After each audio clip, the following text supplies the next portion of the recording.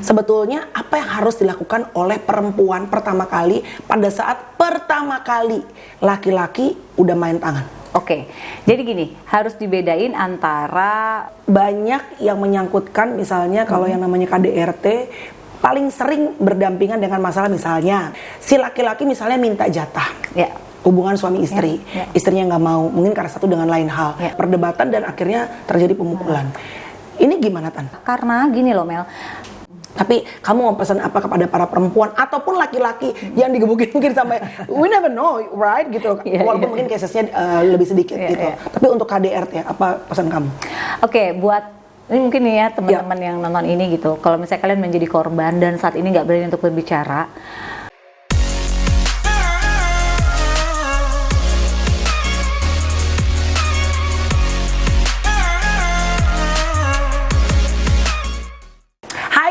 Jumpa di vlog aku kali ini. Aku udah bersama dengan sahabat lama aku yang dulu zaman di radio kita sama-sama ya penyiar radio S Radio. Itu adalah radio peninggalan dari Mas almarhum Sis NS ya kan. pada waktu itu Intan Erlita belum pakai hijab, belum jadi psikolog, belum mengerti arti psikologi sayang ya kan. Sekarang Intan Erlita udah banyak banget di invite dan sering banget juga tentunya sharing mengenai ilmu psikologi dengan cara yang sangat anak muda, artinya dengan cara yang sangat simple. Nah pas banget nih karena Intan adalah one of my good friends, aku pengen ngajakin Intan untuk ngobrol seputar sesuatu yang lagi viral, tapi bukan mencari viralnya aja, tapi apa sih ilmu yang bisa kita belajar, yaitu KDRT. Kekerasan dalam rumah tangga. Banyak orang ngerasa bahwa gini Tan, ini terlepas dari siapapun, misalnya kayak kemarin ada kasusnya salah satu artis ya. Sebelumnya juga ada kasus artis juga yang akhirnya melaporkan ke polisi walaupun ditarik akhirnya. Apapun keputusan mereka gitu, setiap rumah tangga aku percaya punya cara ataupun senjata quote unquote yang berbeda-beda untuk bisa mempertahankan rumah tangganya. Tapi gini Tan, tidak ada satupun laki-laki dan perempuan, apalagi kita lihat dari sisi perempuan deh, menikah and then punya harapan atau mungkin kepikiran gue akan digebukin sama seseorang di mana gue berjanji akan menghabiskan hidup gue sehidup semati. Tapi kan things happen in life, right? Kalau orang dunia bilang kadang-kadang ya manusia yang bisa berencana, tiba-tiba ada hal-hal yang di luar dari rencana kita. Misalnya sampai berantem besar dan sampai ada pemukulan, sampai berdarah-darah, visum dan segala macam. Sebetulnya apa yang harus dilakukan oleh perempuan pertama kali pada saat pertama kali laki-laki udah main tangan? Oke, jadi gini, harus dibedain antara hilaf, ya, nggak sengaja, hilaf, ya, dengan perilaku yang memang terus-menerus terjadi.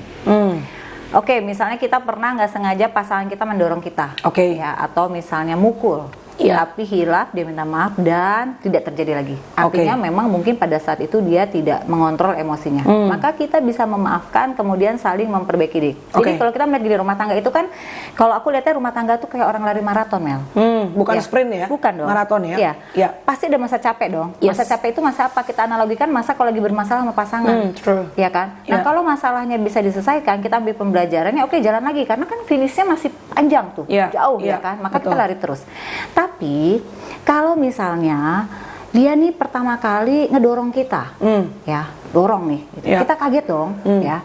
Terus dia minta maaf, kemudian besoknya dia melakukan lagi dorongnya, tapi sambil pakai sedikit nampar, berarti nambah levelnya. Ada tambahan nih, ya. Dia minta maaf, menyesal lagi. Ketiga kali dia melakukan lagi dan bertambah, Mel. Bukan hanya nampar, mungkin ngedorong, nanti ada mungkin narik rambut, cekek, artinya level naik. Maka itu harus menjadi alarm, ada sesuatu yang salah sama suami saya ketika dia menangani emosi. As much as banyak perempuan in denial. Iya. Bener dong, pasti awal-awal, mungkin begini, mungkin begitu gitu. Karena gini Mel, orang-orang yang melakukan KDRT, ketika dia habis mukulin istrinya, itu dia menyesalnya kayak anak kecil ke ibunya. Maafin aku ya sayang, nyembah-nyembah, yang disukai nama istrinya dikasih. Istri kan pakai perasaan, perempuan pakai perasaan, maka memaafkan dan menerima kembali dengan harapan pasangannya tidak melakukan lagi, berubah. Tapi kalau itu udah habit, ini yang harus catat ya para perempuan ya, kalau itu sudah terjadi berlangsung, maka kalau kita mengharapkan dia menghilangkan kebiasaan itu, susah. Bukan nggak bisa ya, tapi sangat susah ya. Aku suka bilang gini, janganlah kita jadi pahlawan kesiangan. Tahu nggak pahlawan kesiangan? Mencoba merubah habit seseorang yang sudah bertahun-tahun sebelum kita ada, itu sudah ada habitnya, berharap dengan kehadiran kita bisa merubah. yang ada kita jadi korban. Karena betul ya, kadang-kadang kan karena kita cinta banget sama si pasangan kita ini, ya ada orang bilang cinta itu buta, menutup mata, atau banyak orang juga kadang-kadang bilang ya akhirnya ditelan bulet-bulet walaupun bonyok-bonyok demi anak-anak misalnya. Bisa, karena gini, kalau udah habit, balik lagi nih aku, kalau udah habit, yang pertama nih, kalau udah semakin naik ya intensitas pukulnya dan lebih bahaya, maka yang harus kamu lakukan pertama adalah selamatkan diri kamu dan anak kamu, itu dulu. Selamatkan diri kamu dan anak-anak kamu. Karena bukan hanya fisik, psikis pun iya. Kenapa harus diselamatkan? Karena pertama, bisa jadi kita cacat ringan, itu fisik ya. Yang terparah bisa jadi kita meninggal, Mel. Dan itu banyak kok kasus istri meninggal di tangan suaminya. Banyak ya, Tan? Banyak, dan tapi itu nggak mungkin langsung dibuat meninggal, pasti ada proses kan, didorong dulu, tampar dulu, ya kan, tapi kita bertahan. Pertanyaannya, jangan sampai kalian menjadi salah satu korban ini, walaupun cacat ringan juga jangan sampai, ya kan. Kemudian buat si anak, dia merekam, dia bisa menjadi pelaku KDRT di kemudian hari, Mel. Karena anak benar-benar yang kata orang bilang monkey see, monkey do ya, melihat dan akhirnya menjadikan itu example. Karena dia ngeliat gini, oh mama saya dipukulin sama ayah saya, nangis sedih, tapi mama saya buktinya baik-baik aja tuh, balik lagi sama ayah. Besok udah makan lagi, udah jalan-jalan. Oh berarti kalau nanti saya punya istri, kalau istri saya salah, saya oke dong mukul dia. Buktinya mama saya stay aja tuh. Atau itu mungkin kalau anaknya laki-laki, kalau anaknya perempuan, bisa nggak ada banyak jadi penyimpangan-penyimpangan yang terjadi? Banyak, karena takut dengan karakter laki-laki. Kemudian dia mempunyai image yang salah tentang laki-laki, karena kan father figure-nya crash. Ya kan, akhirnya dia ya tadi yang terparahnya, walaupun nggak semuanya ya, bisa akhirnya dia tidak mau menikah atau dia jadi penyuka sesama jenis. Iya, karena rasa laki-laki itu adalah seseorang yang mungkin bisa menyakiti gitu ya. Betul. Nah, jadi artinya kalau udah terus apa yang harus dilakukan? Yang pertama, ketika ini pasangan kita dalam keadaan sudah baik-baik saja, ajak ngomong.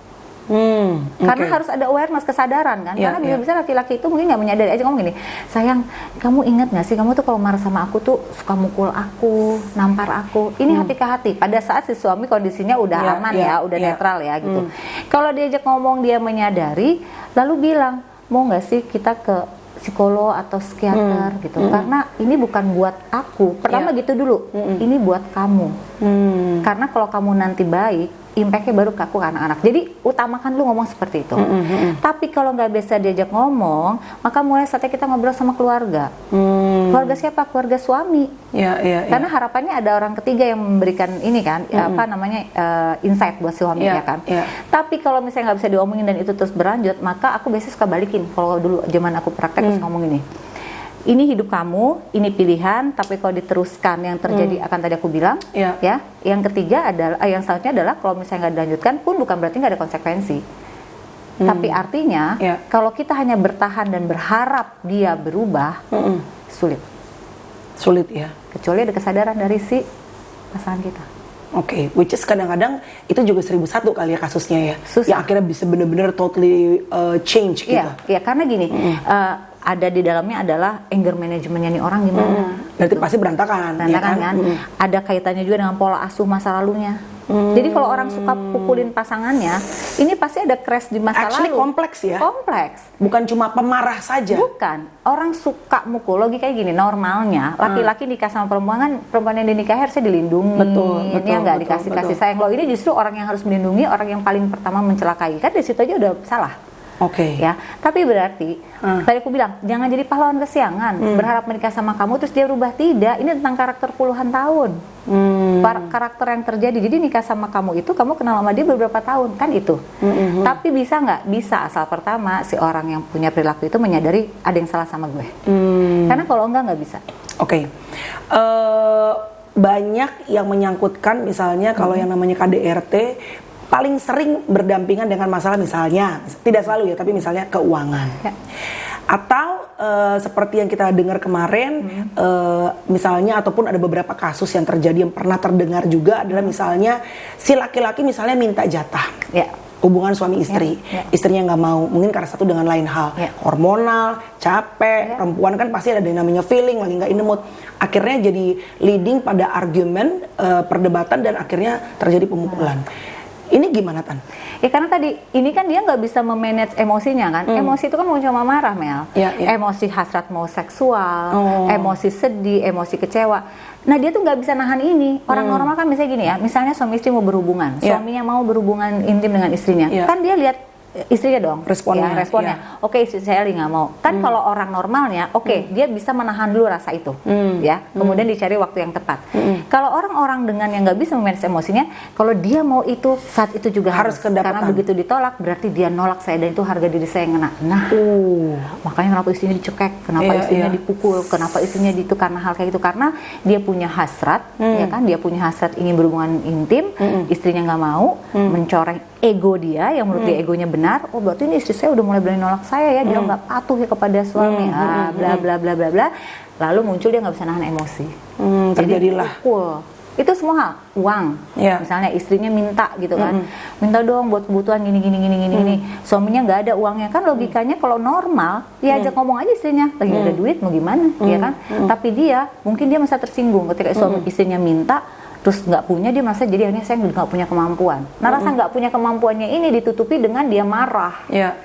Akhirnya istri dipukulin lagi. Oke, the first thing that we have to do pada saat kita tahu nih pasangan kita sepertinya udah berkali-kali ini Tan, bukan baru sekali, dan seperti Intan bilang ada increasing, peningkatan. Pertama gue mungkin dikeplak, ya. Kedua, ketiga udah mulai main tampar. Keempat udah mulai dorong. Lo udah mulai ngerasa ada pola nih gitu. Apa yang harus dilakukan? Gini, sebenarnya kalau dari pendekatan tuh udah kelihatan. Dari pacaran? Sebelum nikah udah kelihatan. Oh kata orang kayak gini. Orang bilang katanya, iyalah manis-manisnya tuh nggak kelihatan pada saat pacaran, pahit-pahitnya baru kelihatan. Jadi sebetulnya pada saat pacaran udah mulai kelihatan. Loh, pacaran itu kan ya emang sih ya, coklat kucing rasa coklat. Pupi rasa coklat ya, Bo ya. Tapi sebenarnya posesif berlebih itu udah menunjukkan. Posesif berlebih tuh. Walaupun belum ada pemukulan ya. Belum ada pemukulan. Terus suka ngecekin handphone. Ya. Terus udah gitu misalnya melarang kita di luar hal normal. Misalnya kamu hangout sama teman-teman cewek-cewek ya, terus sebelahnya ada cowok. Langsung udah nggak make sense, udah nggak make sense. Itu udah baju harus tutup. Maksudnya tertutup tapi udah misalnya udah nggak make sense. Udah nggak masuk akal. Misalnya kamu pakai baju ini ya, saya nggak suka kamu pakai ini, kamu pakai ini. Itu udah sebenarnya udah indikator. Jadi alasannya bukan misalnya kamu pakai baju ini karena kamu kelihatan lebih baik dari segi agama atau apa? Bukan begitu ya? Enggak. Jadi atau misalnya ngomong, lo jalan lihat dong pakai mata lo, gimana sih lo? Nah, kasar. Udah bahasa-bahasa kelihatan. Walaupun masih verbal ya Tan? Iya masih verbal. Tapi kan beda ya. Orang kalau nggak menghargai itu udah alarm. Jadi buat yang belum nikah, mendingan pikir 1000 kali jangan menikah. Karena kalau udah menikah dan punya anak itu jauh lebih complicated. Jadi kalau masih punya kesempatan mengatakan tidak, lebih baik tidak. Run. Kabur. Percayalah. Pernikahan itu tidak semudah. Dan when you still got time, ya untuk mencari orang yang lebih baik, carilah orang yang lebih baik. Karena once lo udah masuk dalam pernikahan kan, tadi Intan bilang ada anak, it's gonna be more complicated. Betul, ada keluarga yang terlibat banyak. Tapi kalau udah nikah gimana? Kalau udah nikah, banyak yang perilakunya baru muncul setahun setelah nikah, 2 tahun setelah nikah. Kaget udah pasti. Tapi ketika kita kaget, lebih baik kagetnya kita itu jangan akhirnya gini, mungkin suami aku lagi hilaf. No. Karena kaget itu udah alarm kita dari Tuhan, Mel. Sebenarnya kita tuh dikasih alarm kalau kita ada bahaya tuh dikasih. Cuman kadang kita tuh denial. Nah terus gimana? Apakah aku langsung pisah rumah? Ya jangan juga. Tapi ajak ngobrol. Tunjukkan ketidaksukaan kita pada saat dia udah cooling down. Jangan dilawan. Orang dengan emosi tinggi yang temper kayak gitu. Kalau kamu bilang, saya nggak nyangka ya kamu cerita, wah itu makin berantem. Tapi tunggu dia cooling down. Ada masanya suami istri itu time yang tepat adalah pada saat di tempat tidur, Mel. Karena suami lagi turun egonya. Dan heart to heart ya. Terus sambil dipegang, diusapin. Aku kaget banget loh, kamu kemarin kayak gitu. Atau kamu minggu lalu kayak gitu. Aku nggak nyangka loh. Terus keluarin apa yang kita rasakan. Kita lihat perubahannya. Kalau memang setelah itu dia berubah, berarti aman. Dia kemarin emang ya hilaf aja sekali dan selesai. Tapi kalau nanti ada lagi, terus kita ngomong dan di satu titik harus gini. Kalau diri ini merasa tidak sanggup, artinya kita butuh pertolongan. Jadi jangan menyimpan sesuatu yang kita tahu itu bakal jadi bom waktu buat kita dan anak-anak dengan alasan malu. Ya kan suka gitu kan kadang-kadang kan. Malu apa kata orang bla bla bla bla. Ini bukan apa kata orang, ini tentang hidup kamu dan diri kamu juga anak-anak. Now let's move a little bit. Misalnya terjadi pada orang-orang yang cukup dikenal, ya, tanpa kita harus mengangkat, oh satu kasus dua. Ini pokoknya secara garis besar aja, oke, misalnya. Atau kalaupun bukan public figure, kalau public figure of course takutnya viral, Betul. takutnya produk-produk mundur, karena kan KDRT itu ibaratnya banyak orang yang pasti langsung akan bersuara. Takutnya image yang sudah dibangun bertahun-tahun ini akhirnya rusak, hancur, ya. Atau kalaupun orang biasa, dalam arti bukan seorang public figure, kan misalnya malu sama tetangga-tetangga, misalnya di tempat pengajian, tempat kebaktian, akhirnya orang-orang jadi tahu bagaimana ibaratnya isi perut kita suami istri. Rasa malu itu kadang-kadang mencegah kita, mengerem kita untuk akhirnya udah gue telan bulet-bulet semuanya. Nah itu maksudnya gini, kita malu boleh lah, punya malu tuh harus ya. Tapi jangan sampai karena kita ingin menyenangkan, ya dong. Berarti kamu kelihatan baik, jangan sampai keluarga saya kelihatan begini, jangan sampai ini. Sehingga akhirnya sebuah kesalahan yang ada di depan mata kamu tutup. Karena percaya itu hanya bumerang, Mel. Itu akan jadi bom waktu. Dan buat diri sendiri dan untuk keluarga kita justru ya. Jadi kalau aku bilang gini, oke, malu, yes, pasti malu. Siapa sih yang mau pengen ketahuan punya pasangan kayak gitu, ya kan? Tapi di sini yang saya selamatkan adalah diri saya dan anak saya juga pasangan kita sebetulnya, ya kan? Iya dong, karena kita menyelamatkan dia untuk tidak menganiaya kita lebih jauh, baik verbal maupun secara fisik, gitu kan? Nah, yang pertama kali harus dilakukan adalah ya tadi aku bilang jangan langsung gembor keluar, ngobrol dulu sama keluarga, kan ada circle. Ya, oh suami saya nggak bisa, oke circle kedua siapa? Keluarga. Keluarga siapa? Keluarga suami dulu, Mel. Jangan keluarga kita dulu, karena keluarga kita pasti kan memihak kita. Betul. Ya. Jadi keluarga suami. Keluarga suami dulu. Kalau masih ada orang tuanya ajak ngobrol. Oh ternyata nggak bisa, mulai masuk ke keluarga kita. Oh nggak bisa. Oke, kalau kita udah mulai pakai ahli. Ahli di sini bukan hanya psikolog psikiater aja, Mel. Kadang ahli agama juga dibutuhin. Betul. Itu yang justru biasanya lebih bisa pendekatannya beda kan, karena pendekatannya dia bagaimana hubungan kita ke atas, psikolog psikiater bagaimana kita dengan sesama manusia, gitu kan. Jadi artinya semakin kita melibatkan orang dengan baik-baik dan nggak perlu, nah yang beda kan gini, kita nggak perlu cari sensasi, itu aja poinnya. Oke, contoh gini, kita mau mendapatkan pembenaran, ini kadang-kadang kita juga sih Mel, kita ngomonglah ke tetangga terdekat, aduh aku tuh ya kemarin sama suami saya ini, tujuannya apa? Mau mendapatkan dukungan dari orang sekitar, nggak perlu. Kadang orang sekitar juga nggak dukung kita ikhlas kok. Kadang cuma dibumbu-bumbuin doang. Malah bahan untuk ibaratnya ngobrol sama orang lain gitu ya kan. Mendingan kita lakukan tadi inner circle, luas lagi. Kalau akhirnya orang lain tahu, abaikan dan kita tutup kuping, karena apa yang kita lakukan sekarang adalah menyelamatkan diri sendiri, anak dan juga dia. Oke, perlukah melapor ke kepolisian? Jika dibutuhkan dan terancam. Nah, ini tanda kutip ya. Jika dibutuhkan dan terancam secara fisik dan psikis, harus.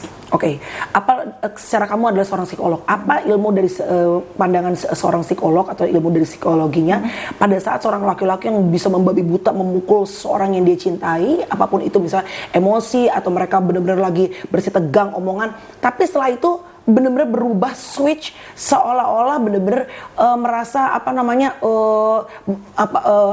regret. Merasa bersalah banget sampai bisa nangis, aku nyesel banget, aku apalah segala macam, sampai nyembah kaki istrinya. Ini banyak banget akhirnya menjadi pola ongoing terus menerus gitu loh. Ini sebenarnya dari ilmu psikologinya orang-orang seperti ini tuh seperti apa sih? Iya, jadi gini, orang yang marahnya berlebih, biasanya dia sedang menutupi sesuatu yang lemah dari dirinya. Jadi tidak terpenuhi tuh, ya. Jadi misalnya gini, tadi kan dia mau berhubungan badan, ya. Lalu ditolak sama istrinya. Yang terkeras apa? Egonya. Berarti dia nganutin saya sebagai suami nih, maka dia muncullah keluar biar istri nurutin, saya pukulin karena dianggap istri lemah, ya kan? Nah, tapi pada saat udah emosinya meningkat, dia menyadari itu dilakukan salah. Jadi dia ada masalah dalam memanage emosinya, Mel. Nah, tapi dia nggak tahu cara untuk mengendalikan emosinya sehingga berulang. Nah, ini mungkin ada kaitannya pada masa lalu, Mel. Ini cukup jauh ya. Ada kaitannya pada masa waktu kecil. Ketika dia kecewa, orang tuanya nggak ngajarin nih, nak kalau kecewa tuh gini, nak. Kalau marah tuh gini loh, nak. Kalau happy gini loh, nak. Nah, itu miss di sana. Tapi kan diri ini kan merekam ya gitu. Jadi ketika dia lagi emosi, yang dia tahu, yang saya tahu, saya juga melihatnya emosi, marah-marah, pukul-pukul, maka ini dibenarkan. Oke, apa yang kita harus lakuin sama anak, karena anak itu tadi Intan bilang the biggest legacy in our life, sebetulnya peninggalan terbesar kita adalah bagaimana kita membentuk karakter anak kita. Betul. Kita kan nggak pengen dulu, jangan sampai coy dalam nama Yesus, jangan sampai anak kita saat besar dia berumah tangga dia ngegebukin bininya atau juga dipukulin, jangan sampai gitu. Apa yang harus kita ajarkan kepada anak-anak? Nah, ini menarik Mel, karena tadi kan kalau anak laki-laki bisa jadi pelaku buat yang memukulkan istrinya nanti ke depan. Anak perempuan juga ada impact Mel. Betul. Anak perempuan sebenarnya KDRT bukan cuma laki-laki ya, perempuan juga bisa kan? Anak perempuan ketika dapat suami nanti mukulin, dia nggak akan bilang kenapa ibu saya aja dipukulin, ayah saya diem. Jadi dia nggak ngebela diri. Nah ini, apa yang harus dilakukan kepada anak? Yang pertama edukasi anak. Ya. Katakan bahwa apa yang dilakukan oleh ayahnya salah. Karena gini loh Mel, kita sebagai orang tua itu pasti membuat kesalahan, pasti. Of course. Gak ada orang tua yang sempurna. Aku suka bilang gini, ibu-ibu, bapak-bapak, nggak ada ya orang tua sempurna, karena manusia aja nggak ada yang sempurna. Tapi yang ada adalah orang tua terbaik bagi anak-anaknya. Iya, karena nggak ada manual booknya juga ya, Tan? Nggak ada. Jadi yang pertama, katakan bahwa apa yang dilakukan ayah salah. Iya. Jadi apa yang dilakukan? Kalau marah, kamu katakan marahnya kenapa, tapi memukul itu salah. Jadi anak itu sedini mungkin tuh harus diajarkan tentang hal itu, sehingga konsep benarnya nempel ke dia. Apa yang seharusnya gitu ya. Dan kalau marah harus bagaimana, itu harus dikasih tahu juga. Terus kemudian yang ketiga adalah, apakah ibu memaafkan? Kenapa ibu memaafkan? Itu harus kasih tahu juga. Ibu memaafkan nak, karena ibu berharap ayah berubah. Dijelasin ya. Dijelasin, jadi jangan, ya udahlah karena ayah kamu ibu maafin. Anak tuh nggak bisa sampai atau nggak diomongin, tiba-tiba gebuk-gebukan, besok udah pergi lagi nonton bareng. Nah, jadi anak merekamnya, jadi bukulin orang biasa aja. Maka anak jadi agresif. Temennya kalau salah dipukulin. Karena kan yang dia tahu, kalau orang lain salah, gua nggak suka, gua pukulin aja. Wow. Nah, itu kan menurun ya. Jadi ajak ngobrol anak adalah yang terbaik. Biar apa? Kita menggunting pola asuh yang salah. Itu dia. Oke, sebetulnya KDRT tidak hanya laki-laki ya. Betul. Perempuan pun bisa melakukan KDRT kepada perempuan. Tapi karena majority, mungkin lebih banyak kasusnya kita mendengar perempuan dipukul sama laki-laki.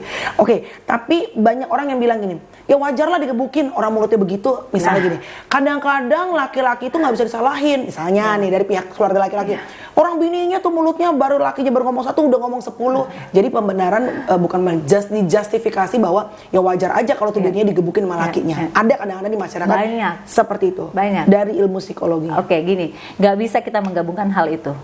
Pantas aja dia dipukulin sama suaminya, kerjanya nongkrong sama laki-laki lain. Oke, berarti kamu membenarkan hal yang salah terjadi. Iya dong, pembiaran, ya. Artinya tidak menyelamatkan si pelaku juga, karena pelaku bisa pukul kapan aja dan siapapun, ya kan. Tapi yang terjadi gini, oke, ini dua kotak yang berbeda. KDRT kotak yang harus disesuaikan, karena ini terkait baik pelaku maupun korban, sebenarnya masing-masing semua jadi korban, ya kan. Ya si pelaku korban karena pola asuh yang salah, ya kayak tadi aja, udah salah masih dibilang bener, coba bayangin, itu aja udah ketahuan bagaimana pola asuh keluarganya, berarti kan. Artinya ini dua kotak yang berbeda. KDRT-nya tetap harus diproses supaya dua-duanya berubah. Tapi perilaku penyebabnya, misalnya karena istrinya banyak omong, ngelawan, atau suka nongkrong-nongkrong, ini juga perilaku yang diubah. Tapi bukan berarti karena terjadi kotak ini, karena adanya kotak ini, terus akhirnya menjadi abu-abu semuanya, salah. Karena nggak jadi problem solve. Atau gara-gara si behavior yang A, akhirnya diberikan pembenaran kepada si perilaku yang B, yaitu KDRT. Nggak bisa juga ya. Karena nanti gini, oh iya kan saya mukul, karena apa? Habis istri saya tukang nongkrong. Nih istri ngomong, ya iyalah aku nongkrong, orang suami juga nggak pernah di rumah. Ya ini akhirnya panjang. Dan nggak terjadi penyelesaiannya. Itu yang terjadi tapinya. Sebenarnya KDRT tuh tinggi nggak sih kasusnya di Indonesia? Tinggi, Mel. Di kota besar kayak di Jakarta tinggi? Ini terangkat karena, orang yang tapi nggak apa-apa. Justru aku gini, justru sosok-sosok yang punya masalah kayak gini dan ingin meng-up ke media ya, justru aku bilang jangan hilang. Artinya gini, justru mengedukasi. Terlepas dari nanti mereka berdamai atau mereka itu urusan mereka, itu urusan mereka. Tapi nanti kalaupun berdamai, kasih edukasi ke masyarakat kenapa mereka memilih berdamai. Jadi masyarakat tuh mendapatkan ini loh kalau aku bilangnya contoh gitu. Oh ternyata tuh begini, karena gini, sebagai sosok, sebagai public figure, kalian tuh udah menjadi sosok bagi orang lain loh. Kalian bisa memberikan contoh, baik yang benar maupun yang salah. Bener, lu kuncir pinggir ke kanan aja yang tadi aneh, lama-lama lu pakai terus ngikut, kuncir kanan semua. Iya kan? Lu tuh influencer. Nah, bayangin influencernya sampai segitunya. Nah, kalaupun kalian misalnya memilih berpisah, itu kenapa? Kasih pembelajaran. Jadi masyarakat tuh tidak bermain dengan pemikirannya sendiri, persepsi masing-masing. Jadi kalaupun misalnya misalnya mereka akhirnya ketahuan nih, ada KDRT dan akhirnya mereka berdua memutuskan untuk aku mau kembali ini. Sebaiknya justru dijelaskan ya kepada masyarakat. Kenapa gue bertahan? Kenapa saya bertahan? padahal kemarin gini.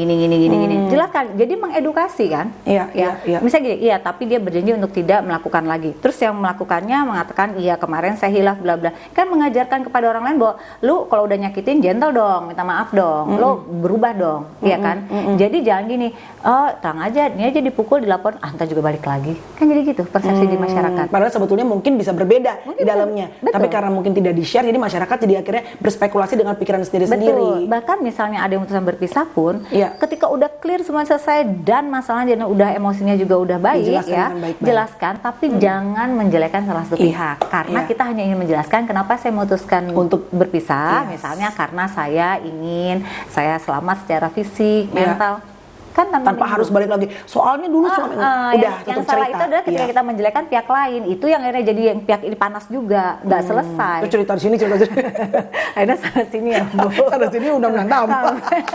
Pokoknya stick pada hal yang memang menyangkut pada diri kita. Betul. Gitu aja ya. Betul. Oke, sip.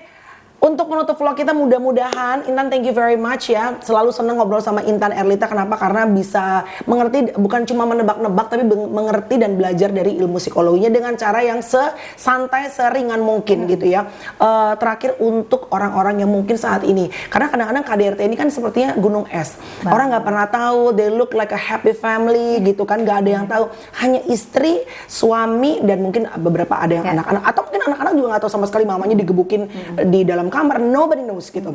Tapi kamu mau pesan apa kepada para perempuan ataupun laki-laki yang digebukin mungkin sampai we never know, right gitu. Walaupun mungkin cases-nya lebih sedikit gitu.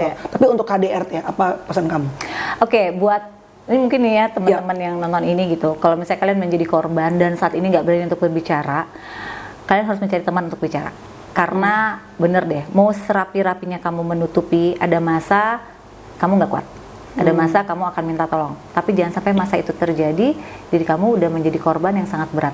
Dan itu akan menjadi PR besar, terutama kalau udah punya anak. Jadi berbicara sama orang yang kamu percaya, dan ini bukan aib, karena justru cara kamu sayang agar pasangan kamu tidak menjadi pelaku dari kekerasan kepada diri kamu dan anak-anak.